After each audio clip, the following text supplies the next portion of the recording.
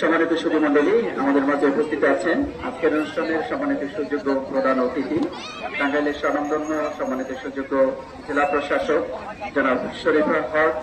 উপস্থিত আছেন জনাব সঞ্জয় কুমার মহন্ত, অতিরিক্ত জেলা প্রশাসক সার্বিক টাঙ্গাইল, জনাব মোহাম্মদ সেলিম মিয়া, অতিরিক্ত জেলা প্রশাসক উন্নয়ন ও মানব সম্পদ ব্যবস্থাপনা টাঙ্গাইল, জনাব HM মাহবুব রেজওয়ান সিদ্দিকী, অতিরিক্ত পুলিশ সুপার টাঙ্গাইল, জনাব শাহিন মিয়া, উপজেলা নির্বাহী অফিসার সদর টাঙ্গাইল। আমাদের মাঝে উপস্থিত আছেন অ্যাডভোকেট আলী ইমাম তপন, জেলা ক্রীড়া সংস্থার সাবেক সাধারণ সম্পাদক। উপস্থিত আছেন জনাব মাহমুদুল হক